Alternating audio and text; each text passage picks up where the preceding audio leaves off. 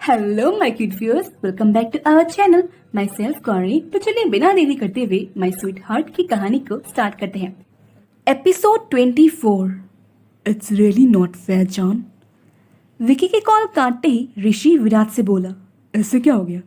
उसकी बात सुन विराट ने अपने कंधे उचका दिए। अब आगे ऋषि के फार्म हाउस में ऋषि अपना फोन अपने पॉकेट में रखते हुए बोला, अब विक्की तो आएगा नहीं, तो अब हम क्या करें? चल घर चलते हैं।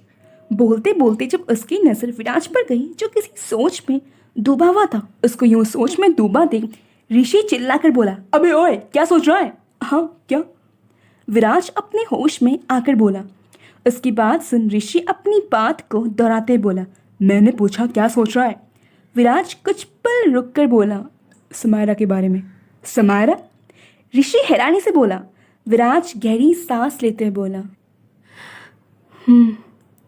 फिर कुछ पल रुक कर बोला, लकीली आज समारा नहीं आई थी, वरना विकी ने जो किया है पता नहीं उसके बाद वो कैसे रिएक्ट करती, और तुझे तो पता ही वो कैसी है।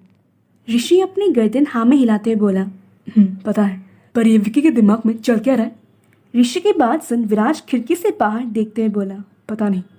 फिर उसकी तरफ देखते हुए बोला, पर मुझे ना वो जूनियर हमारे विकी के लिए एकदम सही लगती है।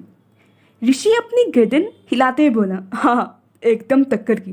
पहले मुझे लगता था विक्रम सिंघाने के टक्कर का कोई बना नहीं है, लेकिन इस जूनियर ने मेरी सोच ही बदल कर रख दी। मतलब एक शेर तो दूसरी शेरनी। विराज बीच में ही बात काटते हुए बोला। इतना बोल दोनों एक दूसरे को देख हंसने लगते हैं। फिर विराज दरवाजे की तरफ बढ़ते हुए बोला, अब पता नहीं कल क्या होगा। हाँ खैर चल चलते हैं। आई होप कि कल कुछ बुरा ना हो, ऋषि बोला। इसकी बात सुन विराज ने अपनी गर्दन हिला दी। फिर दोनों ही फार्म हाउस से निकल अपने अपने घर चले गए।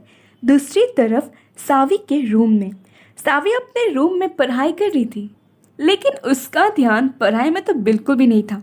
वो कभी अपनी पेंसिल को अपने मुंह में रख किताब में लिखे शब्द को पढ़ती, तो कभी अपनी पेंसिल को अपनी नाक और होठों के बीच में रख बैलेंस कर आज की बात सोच खुद से गुस्से में बोली, बेवकूफ कहीं का, उसकी हिम्मत कैसे हुई मुझे अपनी गर्लफ्रेंड बोलने की? छोड़ूंगी नहीं मैं उसे, बिल्कुल भी नहीं। उसकी वजह से पूजा ने भी मुझे गलत समझा। वो तो अच्छा है आज प्रूफ नहीं आया था, वरना वो क्या सोचता मेरे बारे में। तभी उसके रूम में कोमल जी आते हुए बोली, उत्तर आपका फोन। इतना बोल कोमल जी ने सावी का फोन टेबल पर रख दिया। अपनी बड़ी माँ की आवाज़ सुन सावी अपनी सोच से बाहर आ कोमल जी से बोली, हाँ क्या? कोमल जी बोली, मैंने कहा आपका फ़ोन पुत्र। इतना बोल उन्होंने फ़ोन की तरफ इशारा किया। सावी अपनी फ़ोन की तरफ देख कोमल जी से बोली, हाँ ठीक है बड़ी माँ। और बड़ी माँ बड़े पापा से बात हो गई? हाँ पुत्र हो गई। पता नहीं मेरे फ़ोन से कॉल करने लग रहा था, पर अच्छा है आपके फ़ोन से लग गई। कोमल जी बोली, कभी कभी ऐसा होता है बड़ी माँ। और कब आ रहे बड़े पापा? सावी बोली, तेरे बड़े पापा को आने में और 1 घंटा लग जाएगा। कोमल जी बोली। उनकी बात सुन सावी बोली, अच्छा और ऋषभ भैया को?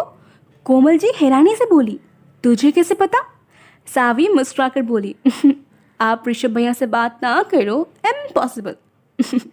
बहुत अच्छे से जानती हैं आप अपनी बड़ी माँ को। हाँ, कोमल जी भी मुस्कुराकर बोली। सावी कोमल जी से बोली, बहुत अच्छे से।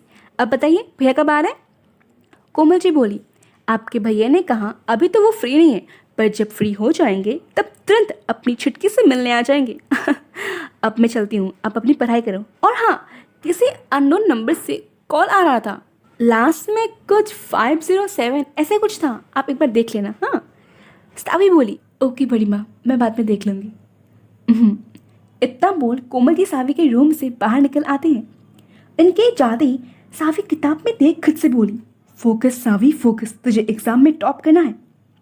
इतना बोल वो पढ़ाई में फोकस करती है और पढ़ाई के चलते वो अपने फ़ोन को चेक करना भूल ही जाती है। इधर ब्लू मून क्लब ने फ़ोन रख जैसे ही रुद्र पार्टी एरिया में पहुंचा, उसकी नजरें उसकी स्वीटहार्ट को खोजने लगती हैं। तभी उसे साइड में खड़ी जानवी दिखी जो अपने कलीग के साथ हंस हंस कर बात कर रही थी। उसको ये हंसता देख एक पल के लिए तो रुद्र उसकी हंसी में कहीं खो सा गया था, लेकिन जब उसे एहसास हुआ कि उसकी स्वीटहार्ट किसी और के साथ हंस हंस कर बात कर रही है, उसका तो खून ही खौल गया। वो गुस्से में अपने मन में बोला, इट्स नॉट फेयर स्वीटहार्ट, मेरे साथ तो कभी इतना हंस हंस कर बात नहीं किया, और किसी और के साथ तो it's really not fair. John, इतना बोल वो गुस्से में जानवी की तरफ बढ़ने लगा, लेकिन तभी बीच में कुछ एम्प्लॉयज उसके पास पहुंच रुद्र के साथ इंटरेक्ट करने लगते हैं।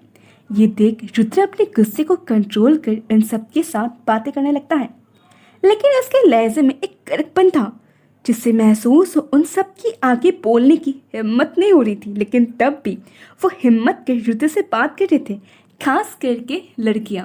अब वो लोग रुद्र से बात करने की इतनी अच्छी अपॉर्चुनिटी अपने हाथों से कैसे गवाते। वही रुद्र तो उनके बातों का सिर्फ हाँ ना ओके में ही जवाब दे रहा था, क्योंकि उसका पूरा ध्यान तो उसकी स्वीटहार्ट पर था। अब होगा भी क्यों नहीं जब उसकी स्वीटहार्ट उसके सामने हो और उसका ध्यान उस पर ना जाए। ऐसा हो सकता है भला? बिल्कुल नहीं। इधर ईशा ने कबीर का दिमाग खराब कर दिया था अपनी नॉन स्टॉप बातों से।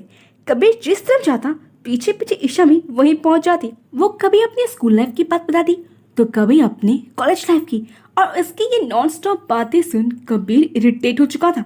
वो अपने हाथों से उसके मुंह को छत से बंद कर गुस्से में बोला, चुप, बिल्कुल चुप, कितना बोलती हैं आप, कभी थकती नहीं है क्या? वो वैसे ही उसके मुंह को बंद करते हुए आगे बोला, कुछ पूछा है मैंने आपसे, जवाब दीजिए। उसकी बात सुन ईशा से कुछ इशारा करती है, लेकिन कबीर को उसके इशारे समझ नहीं आते, इसलिए वो चिढ़ते हुए बोला, ये क्या कर रही है, मुंह से बोलिए, अब आओ। वो अपनी हथेली को सिराते हुए बोला, काटा क्यों पागल लड़की।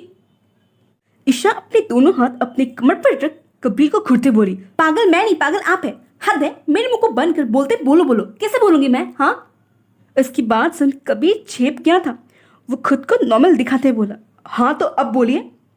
उसकी बात सुन ईशा बोली, पहले मुझे आप बोलना बंद करिए, क्योंकि मैं आपसे उम्र में बहुत छोटी हूँ, पर मैं सबको आप ही बुलाता हूँ।